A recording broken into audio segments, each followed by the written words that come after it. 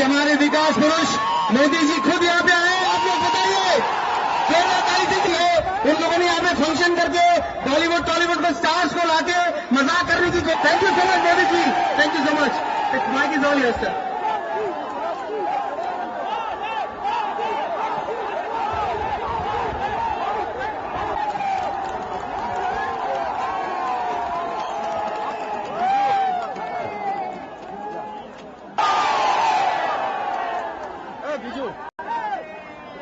मंच पर विराजमान श्री निर्मल जी और इस चुनाव में भारतीय जनता पार्टी के जुझारू नौजवान उम्मीदवार भाई बाबुल सुप्रिया जी,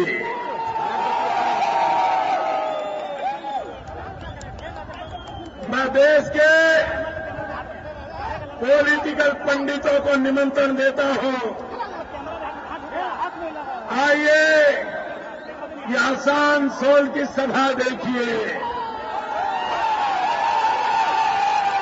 और दीदी जरा हेलीकॉप्टर से देख लो, सारे टाइगर यहां इकट्ठे हुए हैं। ये टाइगर रॉयल भी है, ये टाइगर रियल भी है। भाइयों बहनों, जो दिल्ली में पॉलिटिकल पंडित बैठे हैं तो जरा हिसाब लगाते हैं कि पहले इतना वोट था, अब इतना वोट आएगा, इधर 3% स्विंग होगा, इधर 2% माइनस स्विंग होगा, इधर 2% ऊपर जाएगा, इधर 4% नीचे जाएगा। एयर कंडीशन कमरे में बैठ करके सारे पॉलिटिकल पंडित पॉलिटिकल विधर का फोरकास्टिंग कर रहे हैं और इनका ये वैसा ही वेदर फोरकास्टिंग होता है जैसे वेदर डिपार्टमेंट करता है। पॉलिटिकल वेदर का फोरकास्टिंग अगर सही करना है, आसान सोल की सभा देख लो, हो जाएगा।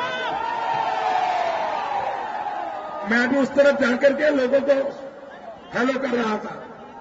1 किलोमीटर तक भीड़ वहां मैं देख रहा था। यहां मुझे माथे ही माथे नजर आ रहे हैं। उधर उस इमारत पे भी पता नहीं सुनाई देता होगा नहीं देता होगा, पूरी छत भरी पड़ी है। ये क्या नजारा है,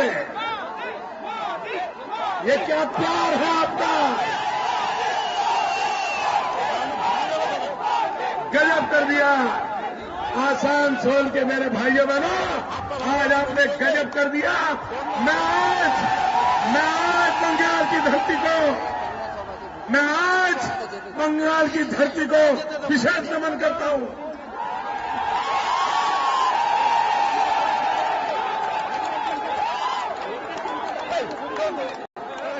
आप लोगों ने कमाल कर दिया है भाइयों। मैं सोच रहा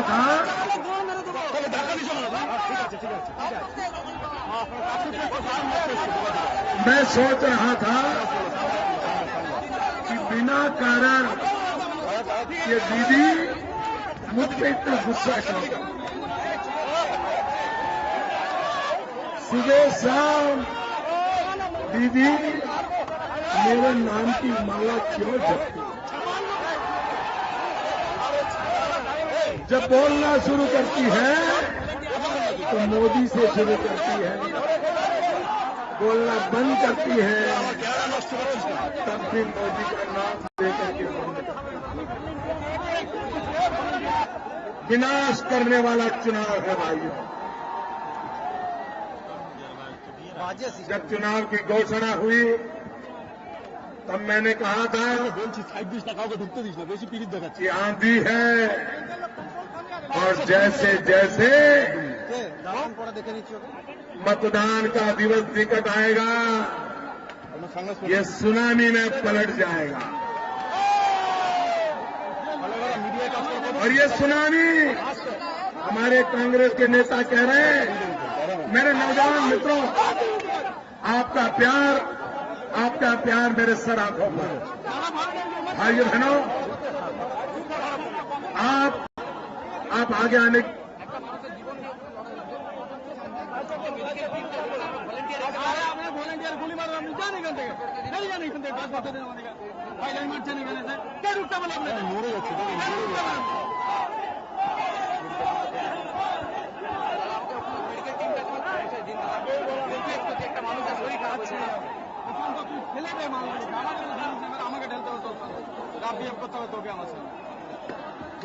যাও भाइयों बहनों, आपका प्यार, मेरे नौजवान दोस्तों, आपका प्यार मेरे सर आंखों पर। देखिए, ये मैदान छोटा पड़ गया है, आगे आने की कोशिश मत करो भाइयों। आप जहां हैं वहां, लेकिन मेरे शब्द लिख करके रखो, मैदान भले ही छोटा पड़ा हो, मोदी के दिल में जगह भरपूर है। आप जहां हो वहां मेरे दिल में हो, आगे आने की कोशिश मत करो भाइयों, संभव ही नहीं है। आपके प्यार के लिए 100 सलाम भाइयों।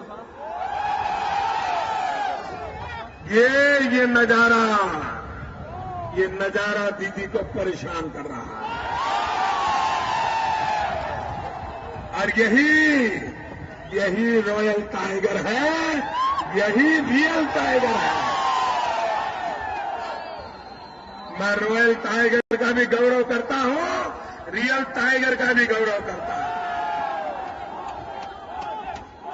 भाइयों बहनों, मुझे यहां पहुंचने में विलंब हुआ, आप लोगों को कष्ट झेलना पड़ा। देर से आने के लिए मैं आप सबकी क्षमा मांगता हूं, लेकिन भाइयों बहनों, मैं आपको विश्वास दिलाता हूं, 60 साल से लेफ्ट के कारण, कांग्रेस के कारण, दीदी के कारण आपने जो मुसीबतें झेली हैं, आपने जो तकलीफें झेली है, उसको निकालने में मैं जरा भी देर नहीं करूंगा। भाइयों बहनों, आप मुझे बताइए, ये मेरा आसान सोल, इसको आसान कौन बनाएगा? आसान सोल की जिंदगी को आसान कौन बनाएगा? यहां के घरों में शौचालय कौन बनाएगा? यहां के घरों में पीने का पानी कौन पहुंचाएगा? यहां के नौजवानों को रोजगार कौन देगा? यहां के मां बेटों का सम्मान कौन करेगा? बेटियों की इज्जत की रक्षा कौन करेगा? नौजवानों को अवसर कौन देगा? भाइयों बहनों, आपके सपने ये मेरे सपने हैं, आपकी पीड़ा ये मेरी पीड़ा है। और मैं मानता हूं, बंगाल को बहुत सालों के बाद एक जुझारू नौजवान मिला है, जो बंगाल की स्वाभिमान के लिए लड़ाई लड़ने वाला नौजवान मैं लाया हूं। मुझे पार्लियामेंट में बाबुल चाहिए। आप मेरा इतना काम कर दीजिए भाई। मैं आज आपके आसान सोल के बेटे को मांगने के लिए आया। दोगे? यह आपका गौरव है, मुझे दोगे? पूरी ताकत से दोगे? और भाई बहनों, ये नौजवान मेरे देश का हीरो बन जाए, ये काम मैं करके दूंगा आपको। भाइयों बहनों, आप मुझे बताइए, इस देश में से भ्रष्टाचार जाना चाहिए कि नहीं जाना चाहिए? गरीब को न्याय मिलना चाहिए कि नहीं मिलना चाहिए? दीदी, देश जानना चाहता है, बताओ।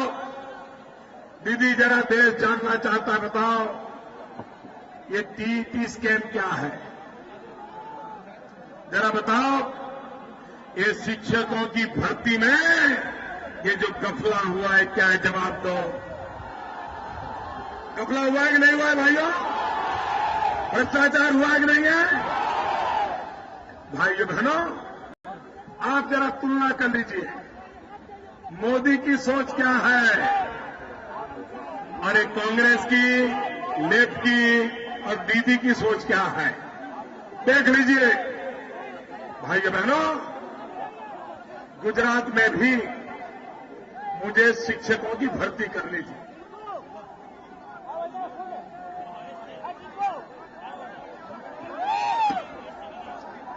गुजरात में भी मुझे शिक्षकों की भर्ती करनी थी। मैंने क्या किया, ये नौजवान समझने जैसा है। आप लोगों को पता चलेगा कि भ्रष्टाचार को कैसे दूर किया जा सकता है। मैं उदाहरण दोस्त, आपका प्यार बहुत है, प्यार वो बहुत है दोस्त, आपका प्यार मेरे सर आंखों पर, लेकिन मुझे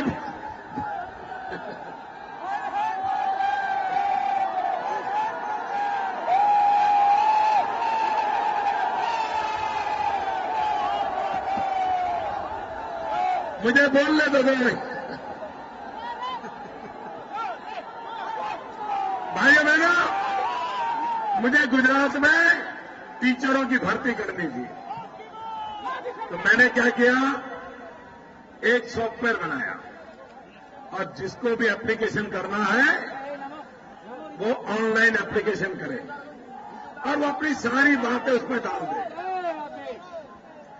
बाद में जितने एप्लीकेशन आए, हमने कंप्यूटर को पूछा कि भाई बताओ, इसमें पहले 20,000 एकदम टॉप के लोग कौन है?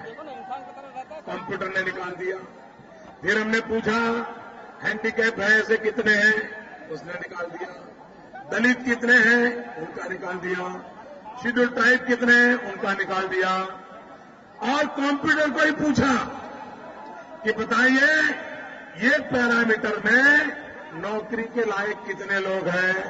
कंप्यूटर ने लिस्ट निकाल दी और उनके घर ऑर्डर चला गया, नौकरी मिल गई, कोई करप्शन नहीं हुआ। आप मुझे बताइए नौजवानों, ये जो सरकार में नौकरी में ये इंटरव्यू वाला मामला है, वो क्या है?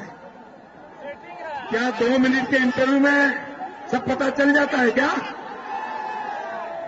ये भ्रष्टाचार का सबसे बड़ा खेल है भाइयों, सबसे बड़ा खेल है। और इसलिए गुजरात में मैंने लाखों टीचरों की भर्ती की, कोई इंटरव्यू नहीं किया। इंटरव्यू करते हैं तो फिर दलाल आते हैं, पैसे मारते हैं। गरीब विधवा मां का बेटा नौकरी के लिए कर्ज करके 2 लाख 5 लाख की रिश्वत देता है। क्या ये काम बंगाल में नहीं हो सकता था? ये काम बंगाल में नहीं हो सकता था? क्या बंगाल में टीचरों की भर्ती में भ्रष्टाचार हुआ है कि नहीं हुआ है? गंभीर दाग लगे कि नहीं लगे? क्या टाइगर का ये काम होता है क्या? अरे कागज का टाइगर बिना भ्रष्टाचार के लोगों को नौकरी दे सकता है, तो ये रॉयल टाइगर ये भ्रष्टाचार में क्यों डूबा है? भाइयों बहनों, मैं आज सार्वजनिक रूप से मैं आज आसनसोल की सभा में सार्वजनिक रूप से भारत के इलेक्शन कमीशन को गंभीर शिकायत कर रहा हूं और मैं चाहूंगा अगर इलेक्शन कमीशन एक एम्पायर के नाते निष्पक्ष भाव से आने वाले 2 दौर के चुनाव कराने की हिम्मत रखता है तो मेरी बात को इलेक्शन कमीशन ध्यान से सुने। यहां भी इलेक्शन कमीशन के जो प्रतिनिधि होंगे जो मेरा भाषण टाइप करते होंगे उनसे भी मेरा आग्रह है कि तुरंत मेरा भाषण इलेक्शन कमीशन को पहुंचाया जाए। इलेक्शन कमीशन अगर गुजरात में शांति से चुनाव होता है वो कोई इलेक्शन कमीशन की क्रेडिट में नहीं जाता। अगर महाराष्ट्र में गुजरात शांति से चुनाव होता है क्रेडिट इलेक्शन कमीशन को नहीं जाती है।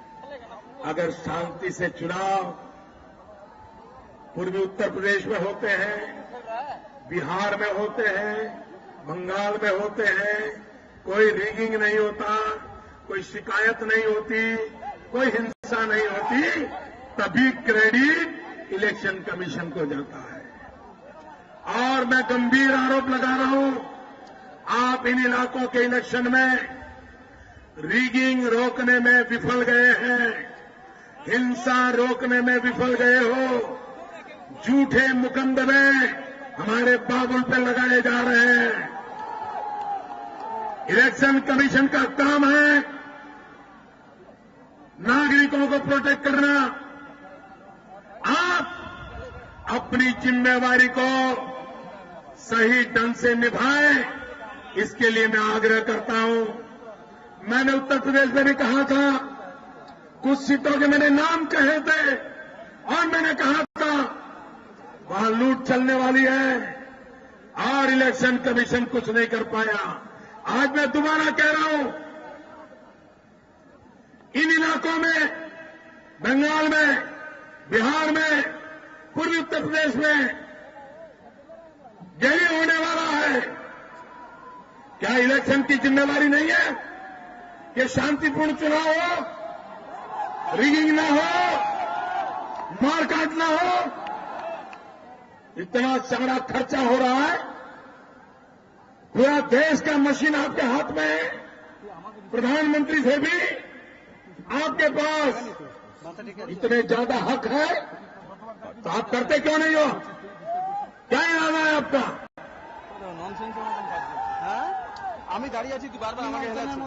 और मेरी इस बात से भी इलेक्शन को बुरा लगता है कमीशन को तो एक और केस ठोकने की आपको इजाजत है।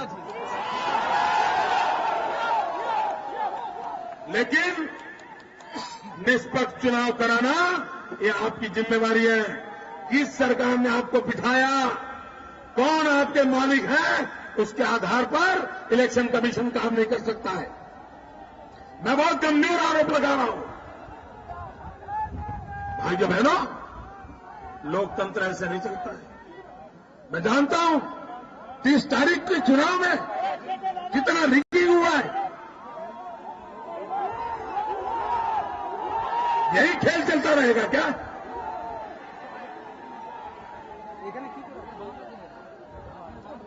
भाइयों बहनों, अब तक जो मतदान हुआ है देश भर में, इससे इतना तो पक्का हो गया है कि मां बेटी की सरकार गई।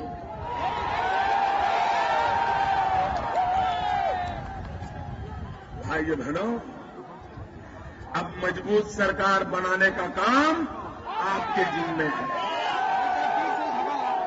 भाइयों बहनों, हम बदलाव की राजनीति के विपक्षकार हैं, हमें बदले की राजनीति से लेना देना नहीं है। राजनीति बदले के लिए नहीं होती है, राजनीति बदलाव के लिए होती है। और मैं बंगाल के मेरे भाइयों बहनों, आपको विश्वास दिलाता हूं, 60 साल में जो नहीं हुआ वो बदलाव 60 महीने में करने का मैं इरादा करता हूं। भाइयों बहनों, 60 साल तक आपने शासकों को चुना है, अब शासक नहीं चाहिए, देश को सेवक चाहिए। भाइयों, सेवक। आप मुझे एक सेवक को, आपने उनको 60 साल दिए, मुझे 60 महीने दीजिए भैया, 60। ये दीदी ने भी स्कैम बंगाल बना दिया और वो मां बेटे ने स्कैम इंडिया बना दिया। दुनिया में देश की बेइज्जती हो रही है। ये स्कैम पर स्कैम, स्कैम पर स्कैम, घोटाले पर घोटाले, घोटाले पर घोटाले, ये स्कैम इंडिया बन गया है। भाइयों बहनों, मुझे बदलाव ला करके, कड़ी मेहनत करके, मुझे स्कैम इंडिया को स्किल्ड इंडिया बनाना है। स्कैम इंडिया से देश को बाहर निकालना है, स्किल इंडिया बना करके दुनिया में छा जाना है।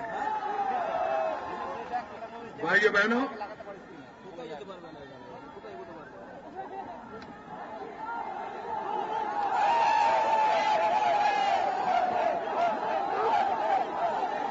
भाइयों बहनों, मैं कहता हूं, महंगाई दूर करो। वो कहते हैं सेकुलरिज्म का क्या? मैं कहता हूं नौजवानों को रोजगार दो, वो कहते हैं सेकुलरिज्म का क्या?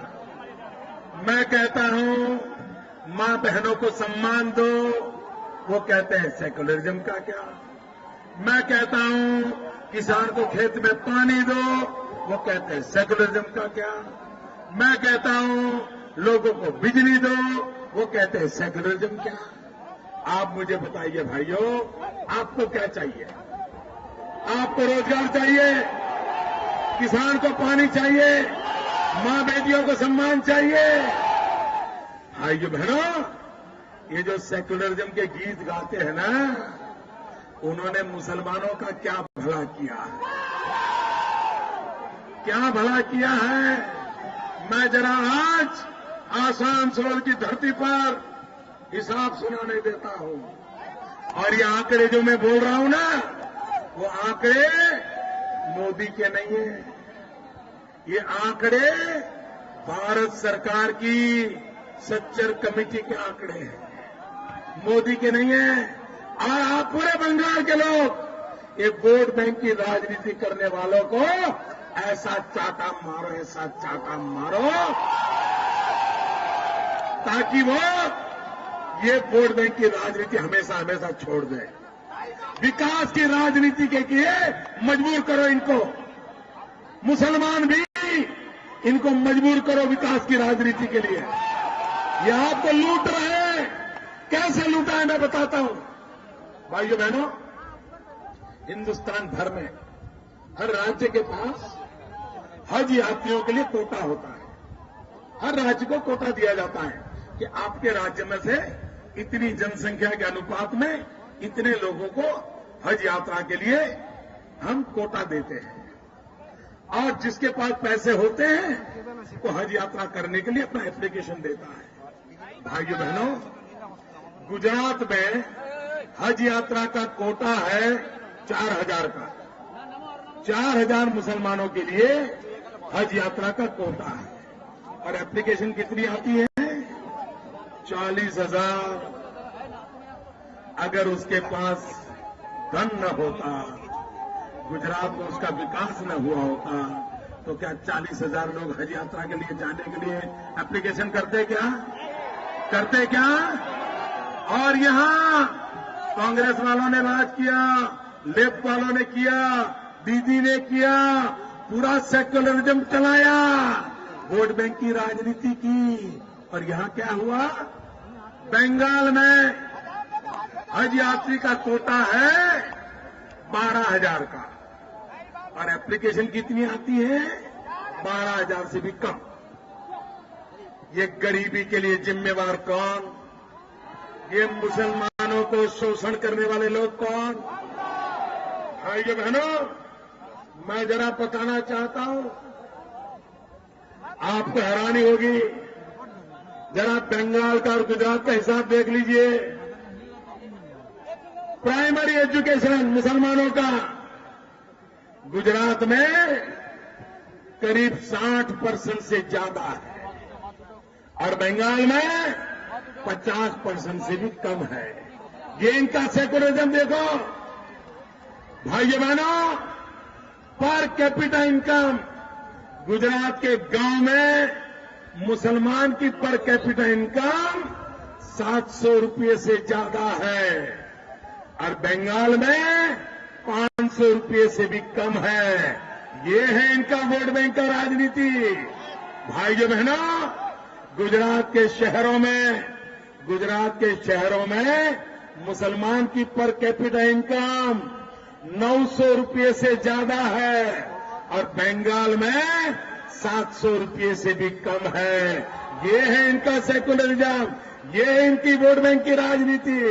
भाइयों बहनों, बैंक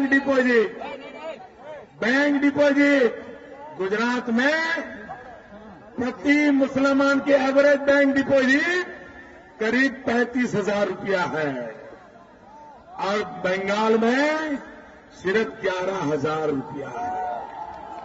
कहां 35,000, कहां 11,000। इससे भी ज्यादा जरा धमाकेदार समाचार सुन लीजिए। गुजरात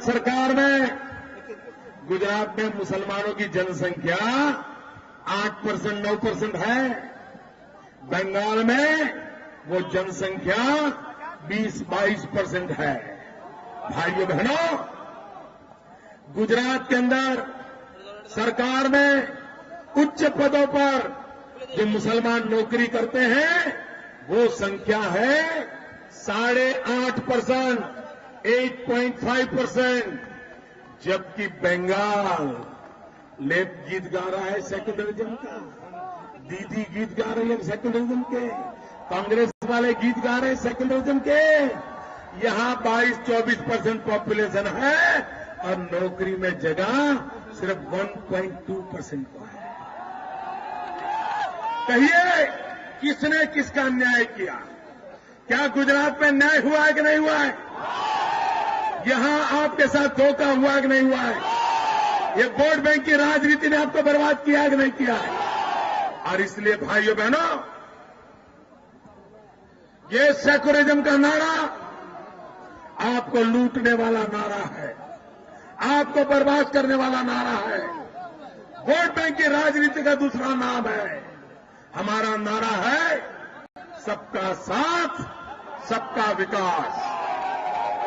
मेरे साथ बोलिए, सबका साथ, सबका साथ, सबका साथ। भाइयों बहनों, यहां पर कोयले का कारोबार क्या माफियाओं के हाथ में है कि नहीं है? क्या उसको मुक्ति दिलानी चाहिए कि नहीं दिलानी चाहिए? क्या कभी कोई सोच सकता है? कोयले की जहां संभावना है वहां रियल एस्टेट के बिजनेस हो रहे हैं यहां पर।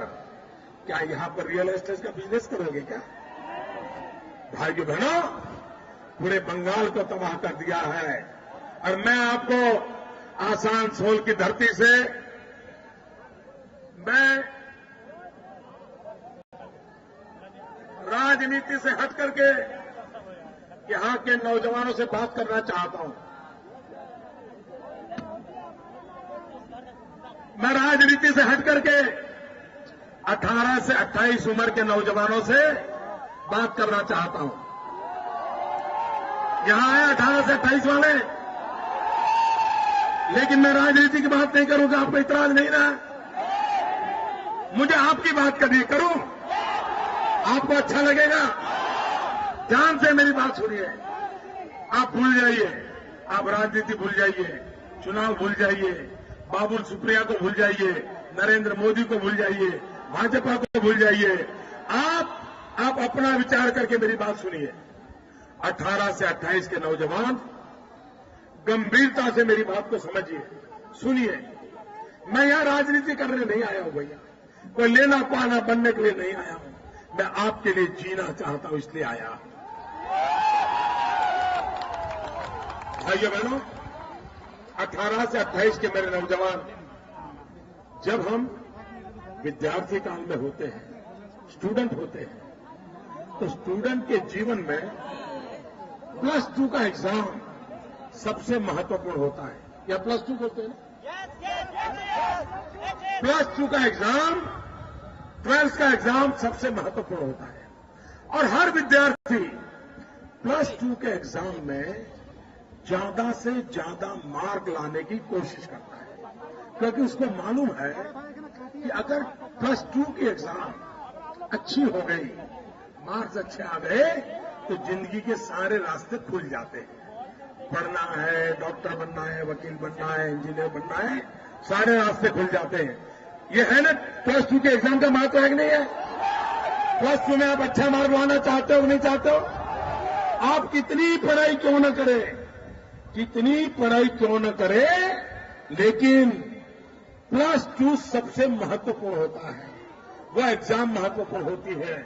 जैसे इतनी बड़ी लंबी पढ़ाई में +2 की एग्जाम का महत्व है, वैसे आप कितनी लंबी जिंदगी जिए, 80 साल के हो जाए, 100 साल के हो जाए, 90 साल के हो जाए, लेकिन आपके जीवन का महत्वपूर्ण समय होता है 18 से 28, 18 to 28।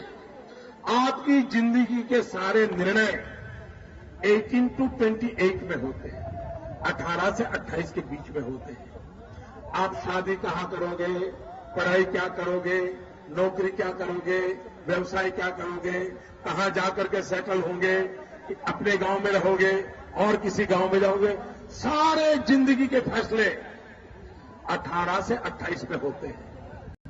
और 18 से 28 में जो जिंदगी बनती है, पूरा जीवन उसी पर चलता है। अगर उसमें कुछ कमी रह गई तो जीवन भर कमी रहती है, उसमें कोई गड़बड़ हो गई तो जीवन भर गड़बड़ को झेलना पड़ता है। इसलिए हर इंसान के जीवन में 18 से 28 की उम्र एक गोल्डन पीरियड होता है। आज जो 18 से 28 की उम्र के नौजवान हैं, मैं उनको पूछना चाहता हूं, कोई 70 साल का बुजुर्ग, उसकी जिंदगी में अगर 5 साल बर्बाद हुए तो उसका कुछ बिगड़ता है क्या? 80 साल का बूढ़ा, उसके 5 साल बिगड़ गए तो कोई फर्क पड़ता है क्या? नहीं पड़ता है ना। लेकिन 18 से 28 की उम्र का नौजवान, उसकी जिंदगी के गोल्डन पीरियड में अगर 5 दिन भी खराब हो गए तो उसकी जिंदगी तबाह हो जाती है, नहीं हो जाती? आपके लिए 18 से 28 के लिए एक एक दिन, एक एक पल, एक एक घंटा बड़ा महत्वपूर्ण होता है कि नहीं होता है? आपके जीवन का एक महत्वपूर्ण समय है कि नहीं है? आप मुझे बताइए, आप अगर 18 से 28 में हो और दिल्ली में निकम्मी सरकार हो तो आपका 5 साल खराब होगा कि नहीं होगा? आपका 5 साल खराब हो गया, मतलब आपकी जिंदगी गई कि नहीं गई? बर्बाद हुए कि नहीं हुए? आपको बाबुल की चिंता करने की जरूरत नहीं है, आपको मोदी की चिंता करने की जरूरत नहीं है। 18 से 28 के नौजवान, आप अपनी चिंता करो। क्या आप अपने 5 साल बिगाड़ना चाहते हो? आप अपने 5 साल बर्बाद होने देना चाहते हो? तो भाइयों बहनों, किसी भी हालत में दिल्ली में निकम्मी सरकार नहीं आनी चाहिए। दिल्ली में काम करने वाली सरकार हो, दिल्ली में मजबूत सरकार हो, आपके सपनों के लिए जीने वाली सरकार हो। और इसलिए बाबुल को विजयी बनाइए, पूरे बंगाल से सारे कमल जिता के भेजिए। भारत माता की